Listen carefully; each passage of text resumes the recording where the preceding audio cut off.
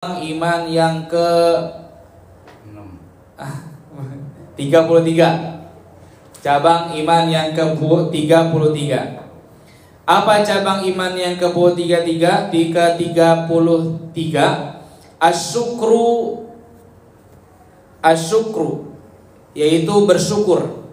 Qala Allah Ta'ala, telah berfirman Allah Subhanahu wa Ta'ala. Apa kata Allah? Washkuruli, bersyukurlah kepadaku, wala takfurun, dan jangan kufur. Jadi kita disuruh sama Allah Subhanahu wa Ta'ala untuk bersyukur. Nanti dijelasin. Wa qala ta'ala, dan telah berfirman Allah Subhanahu wa Ta'ala, ma yaf'alullah, tidaklah Allah berbuat sesuatu, tidaklah Allah melakukan sesuatu bi'adabikum, dengan mengazabmu, in syakartum, jikalau kamu telah bersyukur, wa amantum, dan kamu telah beriman. Jadi maksud ayat tadi itu, bagaimana Allah pengen ngazab kita kalau kita itu bersyukur dan kita beriman sama Allah, gitu maksudnya. Wa qala Rasulullah sallallahu alaihi wasallam, dan bersabda siapa Rasulullah sallallahu alaihi wasallam, arba'u khisal, ada 4 macam. Man kunna fihi, siapa orang yang ada dalam 4 macam ini, kamula islamuhu, maka keislamannya sempurna. Jadi kalau misalnya kita ada 4 macam ini di dalam diri kita, maka Islam kita sempurna.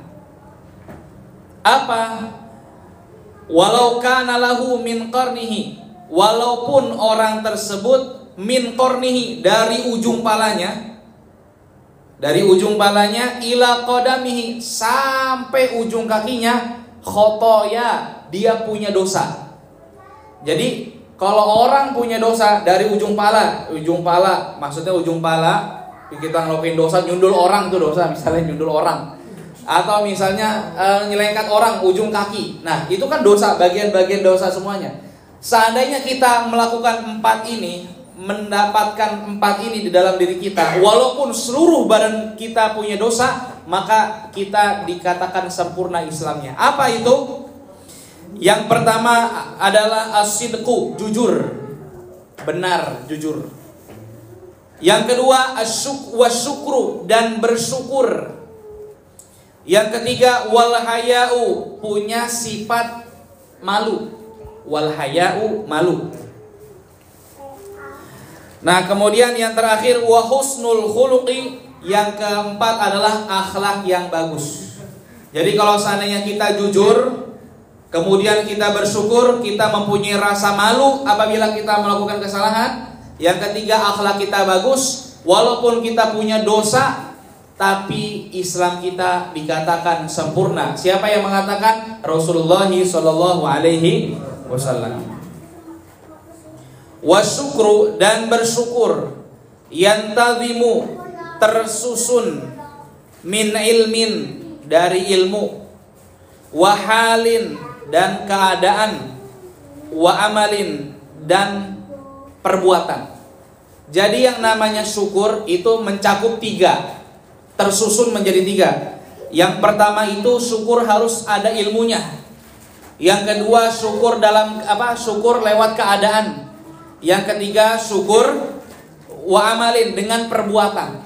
Jadi 3 itu tuh yang dikatakan bersyukur. Urutan bersyukur.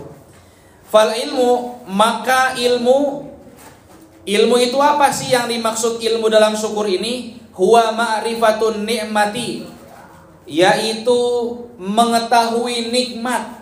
Yang namanya syukur itu dia tahu nikmat. Dia tahu nikmat apa maksudnya? Minal mun'im, nikmat ini dari Tuhan yang memberi nikmat. Maksudnya apa? Yang dimaksud daripada ilmu bersyukur ini adalah kita tahu bahwa yang kita nikmatin itu berasal dari Allah Ta'ala. Itu yang namanya syukur lewat ilmu. Jadi jangan melihat nikmatnya doang, tapi yang namanya syukur ilmu adalah kita melihat nikmat, dan nikmatnya ini diberikan oleh Tuhan yang memberi nikmat. Siapa? Allah Subhanahu wa Ta'ala. Wal halu dan keadaan, dan hal, huwal farahul hasil. Hal keadaan itu adalah al farahul hasil, yaitu kesenangan yang ada.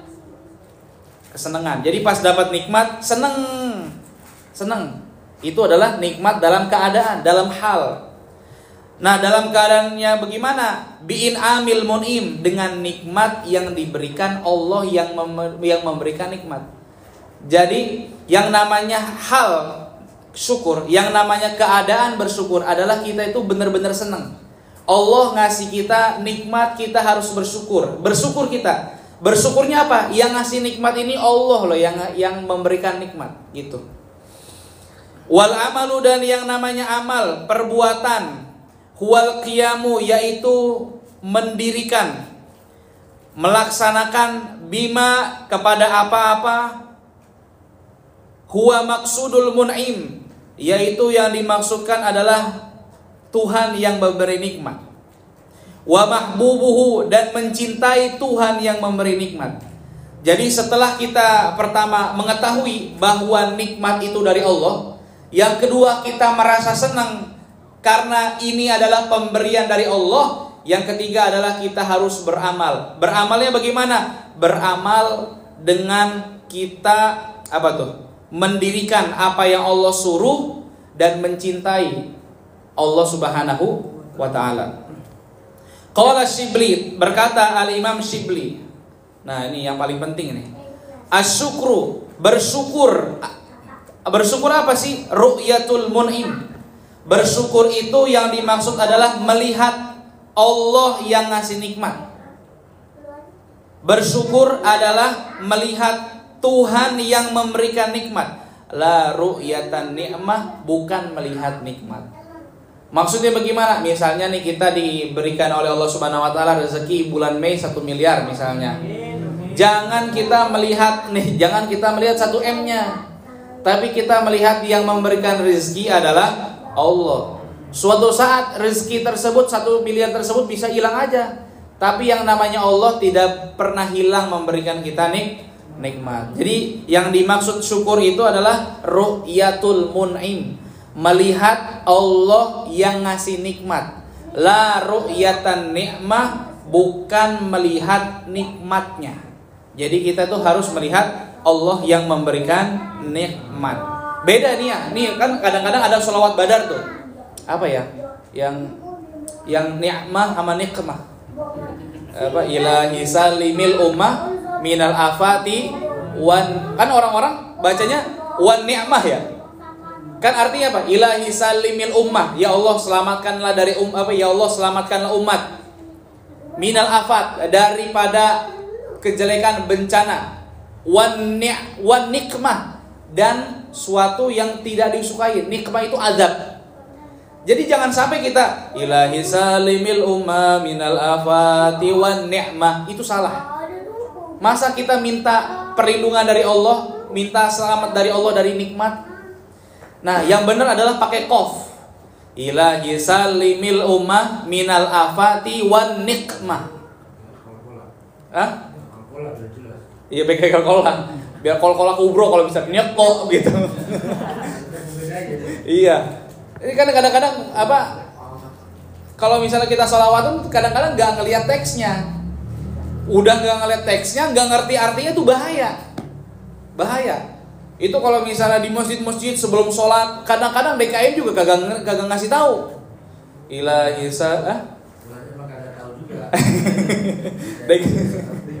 DKM kagak ngerti.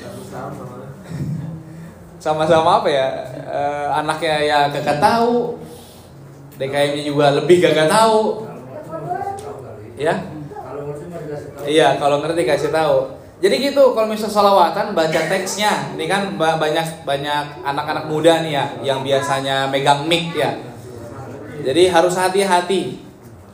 Harus hati-hati baca sholawat. Jangan sampai, nih kan kita kan pernah marhaban ya nurul aini, marhaban Jaddal Husaini. Artinya apa? Jaddal Husaini itu adalah kakeknya Sayyidina Husain, Sayyidina Hasan dan Sayyidina Husain. Ini ada orang yang tiba-tiba bikin sholat pas marhaban,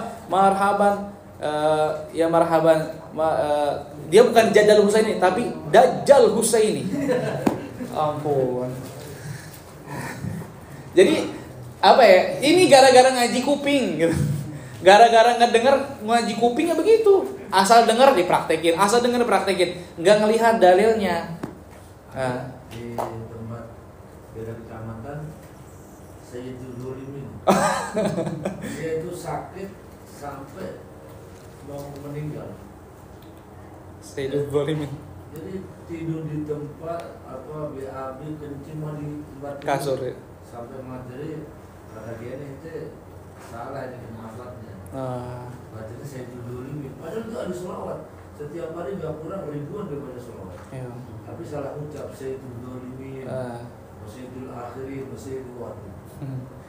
Tuh bener kata Imam Ibnu Ruslan. Man bi ghairi ya'malu bi ghairin. Apa saya lupa itu. Siapa orang yang melakukan amal, syaitan itu salah satunya. Tapi di Matan Zubat ada man bi ghairi ilmin ya'malu. Ya, saya lupa tuh. Siapa orang yang melakukan amal kebajikan nih, amal kebaikan, tidak didasari dengan ilmu, a'maluhu mardudatun la tuqbalu. Amalnya nggak ditolak sama Allah dan nggak diterima.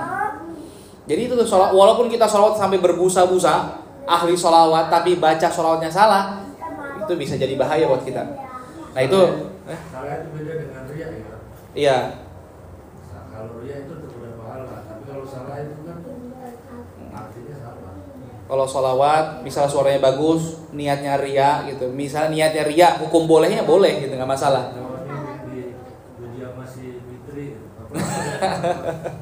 Lagu-laguin mau bersih kopi bener. Asalkan jangan salah bacaannya. Bacaan salah fatal itu sholawat. Dia mau mertua ya boleh ini.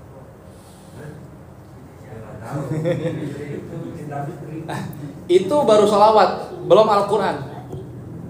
Kalau seandainya kita salah baca Al-Quran itu bisa bahaya.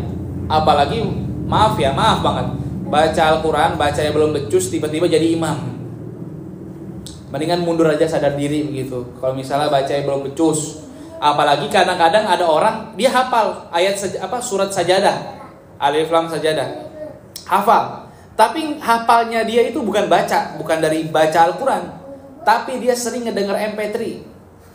Sering ngedenger MP3 kan gitu. Kan kadang-kadang ada orang hafal lewat bacaan. Ada juga orang cepet hafal lewat pendengaran. Sering diulang-ulang Alif Lam Sajadah sampai akhir emang hafal. Cuma bacaannya tidak runtut. Maaf ya, bukan enggak fasih. Enggak bener panjang pendeknya. Itu bahaya. Itu sholawat itu. Ilahi sallimil umma minal afati wa nikmah, pakai qaf. Nikmah.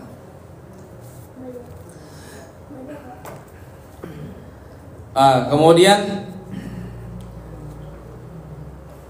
waqala ba'duhum, dan telah berkata sebagian daripada ulama, syukrul ammah, bersyukur secara umum, syukurnya orang umum, orang biasa-biasa aja adalah alal mat'ami wal mashrabi wal malbasi, yaitu bersyukur atas pemberian makanan, atas pemberian minuman, wal malbasi, dan atas pemberian pakaian. Itu kita bersyukur dikasih makanan, alhamdulillah. Itu tanda-tanda salah satu tanda syukur kepada Allah adalah dengan mengucapkan alhamdulillah. Tapi yang kedua, yang paling tinggi lagi nih, wasyukrul khossati, dan syukurnya orang khusus. Apa syukurnya orang khusus? Ala waridatil qulub, yaitu merasa diberikan anugerah di dalam hati. Jadi di dalam hati itu ngerasa lapang, ngerasa luas. Itu adalah orang yang bersyukur. Wallahu a'lam bishawab. Ya, jadi yang ahli sholawat, tolong nanti yang masih ini nih, dibaca ini ya sholawatannya. Kalau misal sholawat panjang pendek mah nggak masalah ya, sudah. panjang pendek salah salawat karena daruratu syi'ri kalau dalam Alfiyah gak masalah.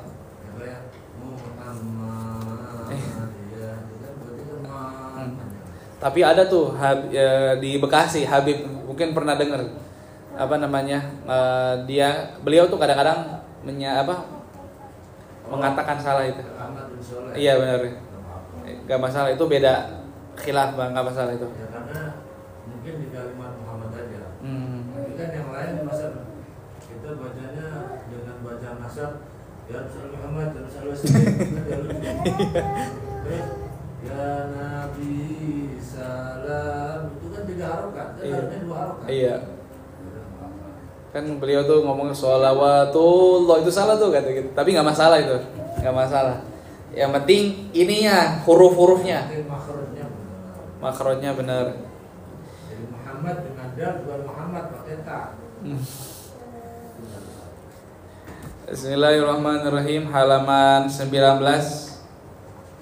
Halaman 19 tengah-tengah tuh. Baris ke-6 dari atas, tengah-tengah ada titik. Halaman 19 dari atas ada titik tengah-tengah. Qala al-musannifu rahimahullahu ta'ala wa nafa'ana bihi wa bi ulumihi fid dunya wal akhirah. Fal hasilu, maka hasil kita menghormati orang yang berilmu. Hasilnya apa? Annahu, sesungguhnya seorang murid yutlabu, diminta, yutlabu, dituntut, ridhohu, mendapatkan ridho gurunya. Jadi yang penjelasan minggu lalu itu hasilnya apa, intisarinya apa, maksudnya intinya apa? Seorang murid itu dituntut untuk mencari ridho gurunya. Wayajtanibu sakhatahu, dan seorang murid harus menghindari murkanya guru. Harus menghindari murkanya guru. Semua yang gak disenengin sama guru kita harus hindarin itu semuanya. Wa yamtathilu amrahu, dan menjalankan perintah-perintah guru. Jadi guru nyuruh apa, kita taatin. Fi ghairi ma'siyatillah, pada bukan maksiat Allah. Jadi semua perintah guru kita taatin kecuali perintah yang mengajakkan kepada maksiat kepada Allah. Kayak kemarin itu di Tangerang kan ada kejadian ketua yayasan nyuruh anaknya itu masuk ke dalam kamar, tahunya begitu-gitulah. Terjadi apa yang terjadi.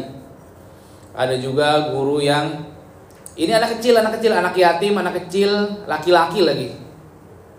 Nah, itu kalau seandainya kita patuh kepada perintah guru yang mana perintahnya itu adalah mengandung maksiat kepada Allah, nggak boleh kita taatin.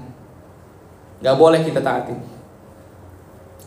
Misalnya kan di film-film itu tuh, film apa? Wali tuh ya, nikah batin. Itu jangan. Nggak boleh gitu. Wala ta'ata li makhluqin, dan tidak ada taat li makhluqin kepada makhluk fi maksiatil khaliq, pada maksiat khaliq kepada yang menciptakan makhluk. Artinya apa? Kita nggak boleh taat kepada perintah siapapun, perintah orang tua, perintah guru, perintah orang yang lebih tua dari kita, perintah siapapun yang mana perintahnya itu mengandung melanggar perintah Allah, nggak boleh. Misalnya nih orang tuanya kayaknya udah miskin banget, mumpung anaknya cakep yang perempuan, udah sono jual diri aja di Lokasari, kagak boleh taat. Misalnya nih orang tua nih malam ini misalnya jadwal ngaji, orang tuanya lagi butuh duit, rumah tetangga itu banyak emasnya, udah ambil aja, nggak usah ngaji. Nah, itu kagak boleh. Atau misalnya nih kita nanya sama ibu kita, "Mak, mendingan di rumah apa ngaji ya?" Orang tua yang ngomong kayak gini, udah di rumah aja, nonton TV kek, apalagi tuh, main game kek. Nah, itu adalah sesuatu yang bisa mengakibatkan murka Allah Ta'ala. Kama qala Nabi sallallahu alaihi wasallam, sebagaimana yang disabdakan oleh Rasulullah sallallahu alaihi wasallam, inna asyarrun nasi, sesungguhnya sejelek-jeleknya manusia, man yudhibu dinahu, orang yang menghilangkan agamanya, lidunya ghairihi, untuk dunia. Jadi jangan jual agama, jangan jual agama, jangan jual agama karena urusan dunia. Nih yang biasa di komentar-komentar YouTube, komentar-komentar TikTok, Ustadz, Kiai, itu komentarnya tuh kadang-kadang kalau misalnya kiainya yang ngedukung Habib misalnya, Ustadz yang ngedukung Habib, komentarnya nggak bagus. Wah, jual agama. Nah, tapi itu tergantung urusan masing-masing. Misalnya emang ustadznya itu dia jual agama maksudnya bagaimana? Dia tahu hukumnya berzina. Dia tahu hukumnya bahwa anak zina itu tidak wajib dinafkahi oleh ayah biologisnya. Tapi dia bilang ayahnya ini wajib nafkah ayah biologisnya harus nafkahin anaknya. Walaupun ini anak zina, karena dia bikin hadis baru, bikin pendapat-pendapat yang mungkin itu pendapatnya dari ro'yuhu, dari pikirannya sendiri. Nah, itu sama aja dengan jual agama. Misalnya, tolong dong bikin fatwa kalau yang namanya permen marshmallow tuh, kan sekarang kan permen marshmallow itu dijual di Indomaret itu kan mengandung babi.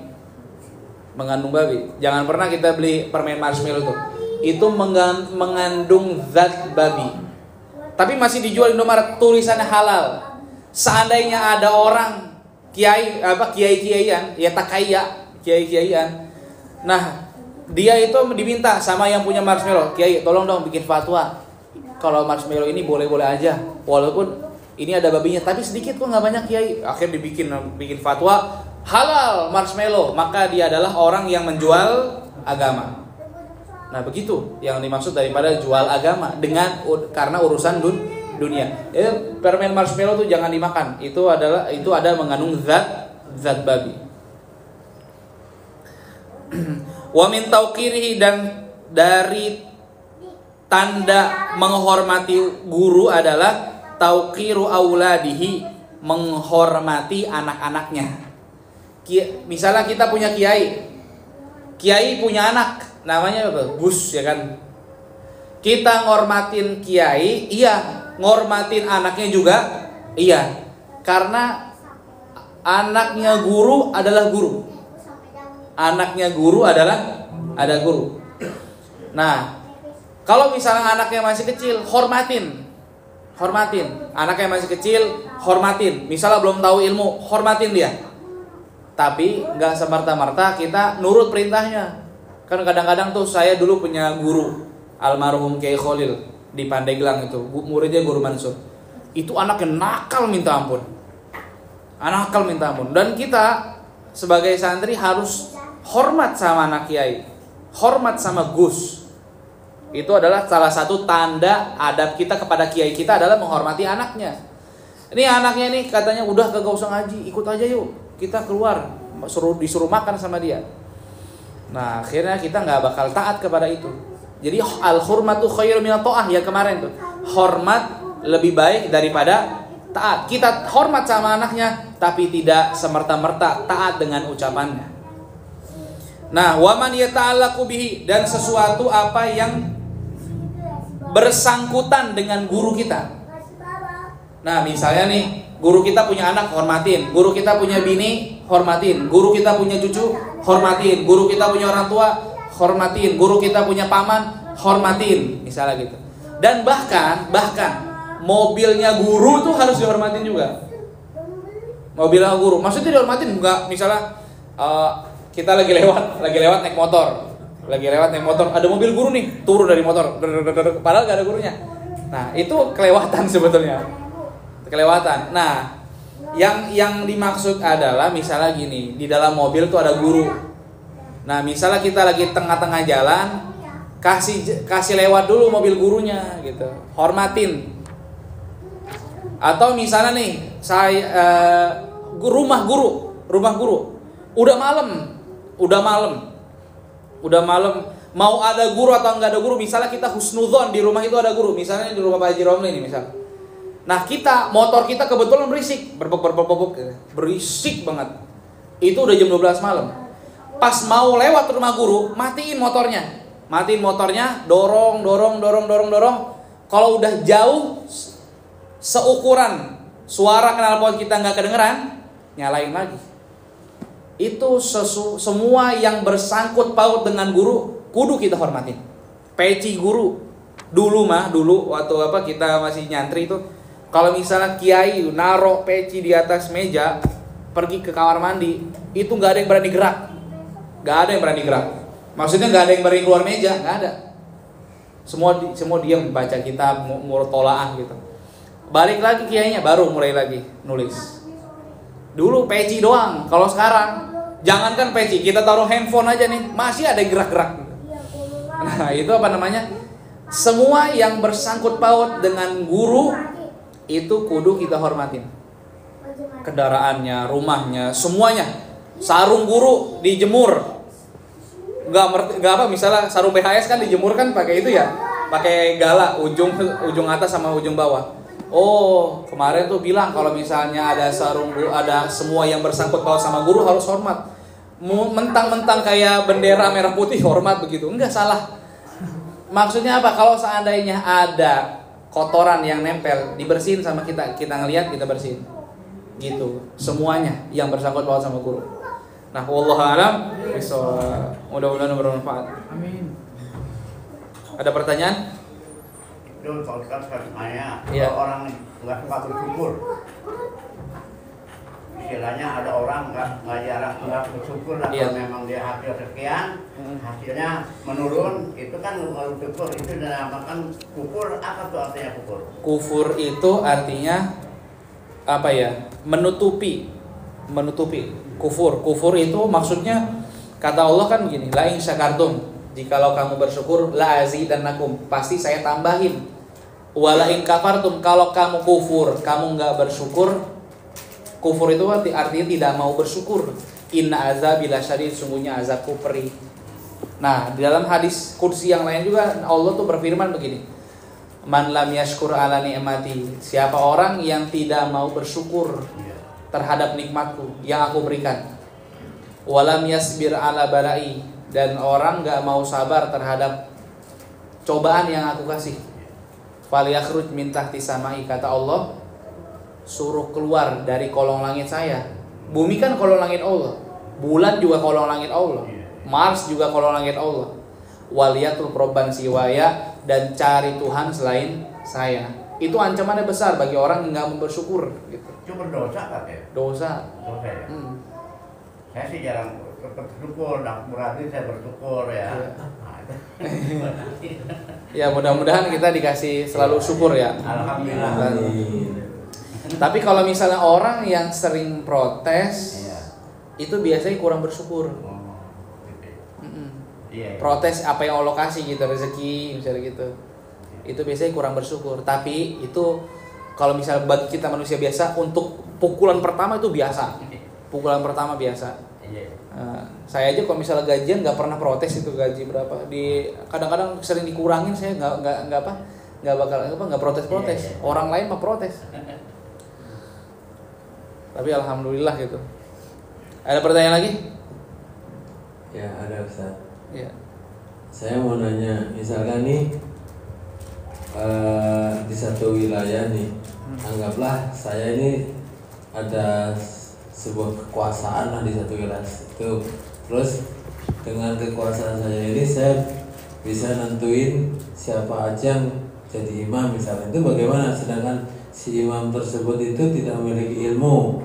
Itu bagaimana? Apakah saya berdosa ataukah tidak? Kalau misalnya kita punya kuasa dan berhak untuk memberikan peraturan, Iya. itu kita nggak dosa, nggak masalah. Misalnya yang orang yang biasa jadi imam, mungkin dia nggak berilmu dan bacanya kurang fasih. Kita sebagai orang yang mempunyai kekuasaan di daerah itu boleh nunjuk orang lain atau mundurin si imam yang itu tadi, nggak masalah.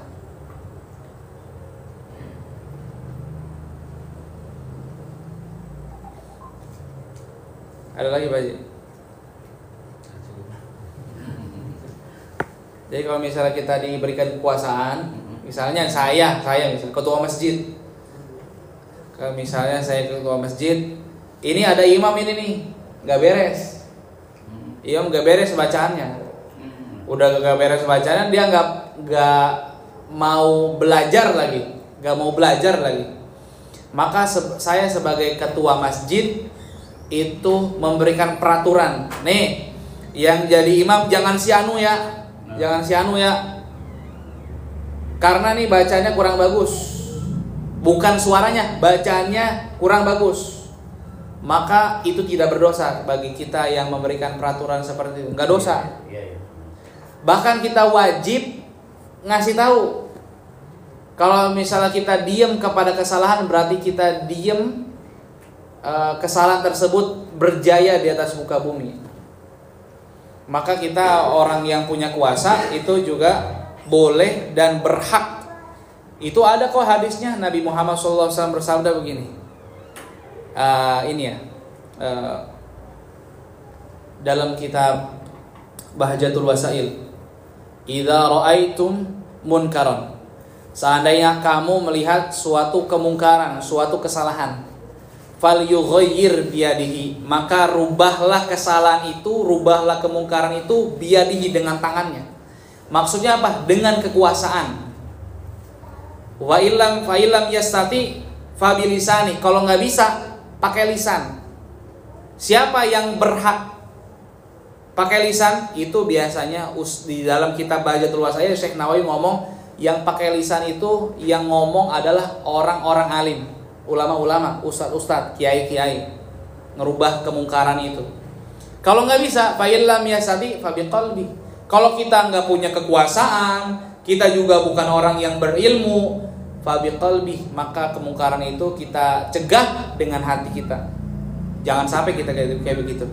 Nah, salah satu kita mendiamkan kesalahan adalah kita sholat wajib di belakang imam yang salah. Udah nggak beres lama-lama itu. Wallahu a'lam. Ada lagi itu.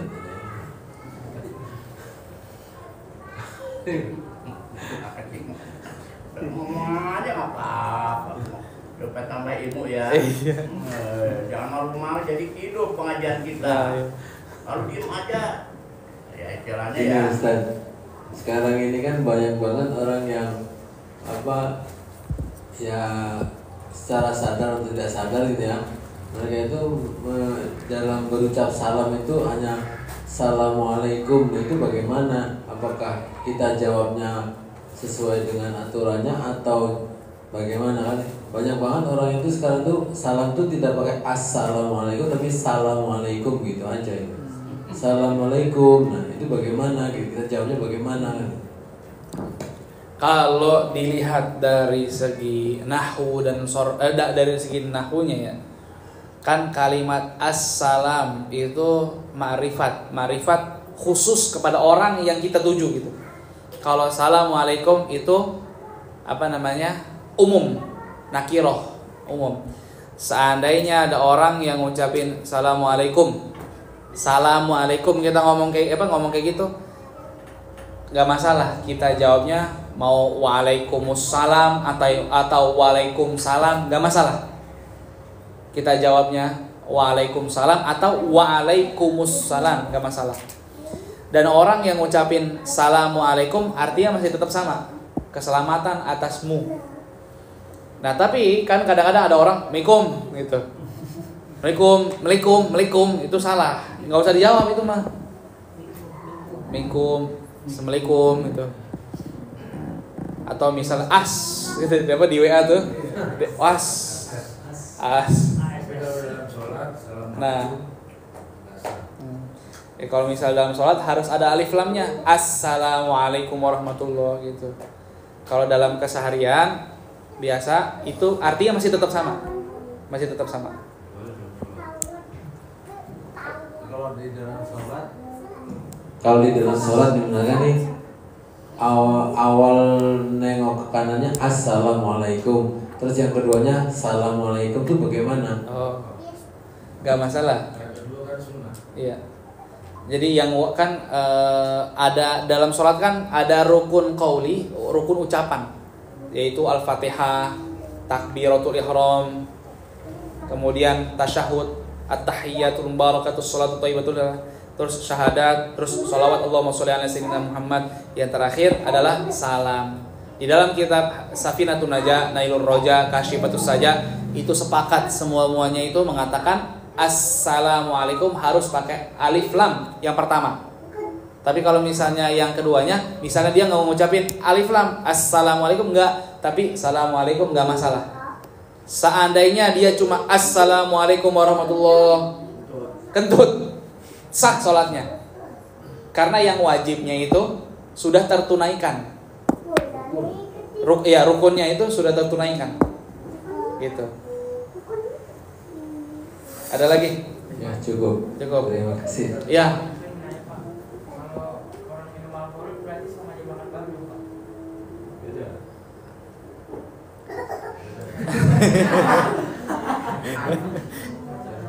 Iya, tapi hukum apa KUHP-nya beda.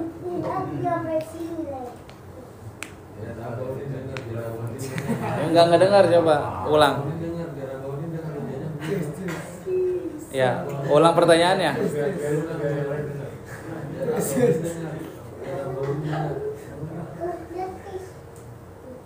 Ini Pak, apa namanya? Kalau orang minum alkohol berarti sama aja jangan makan babi, Pak. Kalau keharamannya, hukum haramnya sama-sama haram. Tapi secara had, secara ukuran hukuman itu beda. Di antara orang yang makan yang makan babi dengan yang minum alkohol, tapi secara haram ya seharam, semuanya haram gitu. Dosa sama-sama dosa. Tapi alkohol itu bisa merusak semuanya. Dosanya lebih besar mungkin. Pernah dengar gak kisah Imam Sibawayh? Imam Sibawayh itu beliau punya murid bisa terbang semuanya. Imam Barsekso, ya Allah. Iya. Imam Sibawayh itu ahli nahwu, saya lupa. Imam Barsekso itu punya murid bisa terbang semuanya. 12.000 jadi wali semua. Wali apa kayak gitu ya. Bisa terbang. Jadi wali. Nah, di akhirnya dia itu melihat gara-gara ada penyakit iri sih awal-awalnya. Dia lihat di masjid, biasanya tuh di jam 2 malam dia duluan orang yang pertama kali masuk masjid. Ini kok ada orang selain saya yang duluan masuk masjid. Akhirnya besok malamnya lihat lagi, ada lagi. Malam ketiga ada lagi. Ini orang siapa sih? Saya datang jam 2, dia udah ada. Saya datang setengah 2, dia udah ada. Jam 1, dia udah ada. Ini siapa sih orang? Nah, singkat cerita ditanya, ente siapa, dari mana? Saya fulan dari Anu.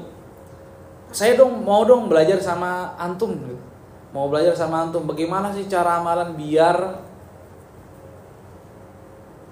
tengah malam tuh dekat banget sama Allah?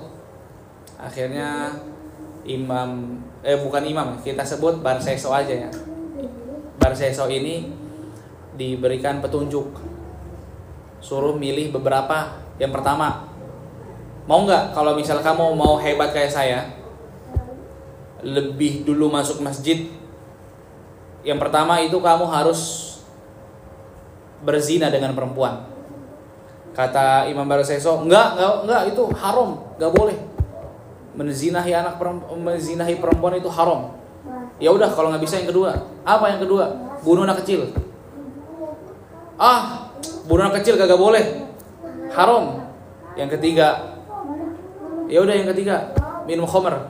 Nah, kalau khamr boleh dah, siapa tahu saya nggak pusing. Akhirnya dia minum khamr. Minum khamr, mabok, pikirannya hilang, ngefly gitu, ngefly. Di depan tuh ada cewek cakep, dizinahin.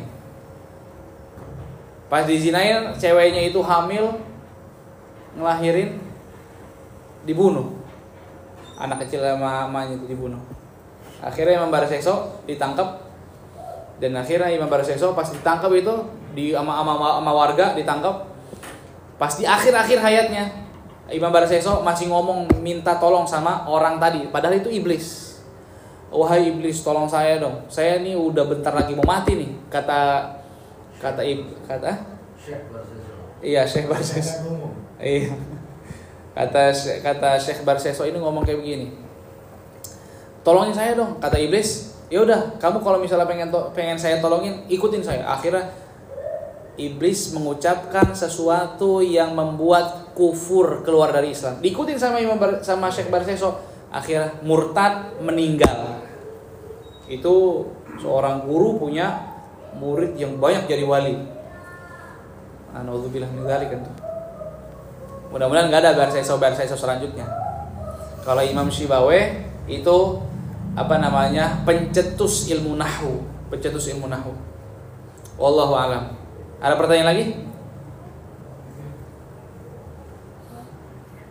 Jangan pernah kita minum minuman keras sedikit pun, setetes pun jangan. Kalau misalnya dulu kita pernah kayak begitu, taubat dah. Karena salah satu yang amalnya nggak diterima sama Allah adalah mudminul khamr, orang yang pecandu minum minuman keras, termasuk narkoba. Linting, daun kan, banyak tuh. Allah alam. Ada pertanyaan lagi? Cukup? Kita cukupkan. Mudah-mudahan ilmu yang kita pelajari dan bacaan burdah mudah-mudahan menjadi obat buat kita semuanya, obat zahir dan obat batin. Alhamdulillah.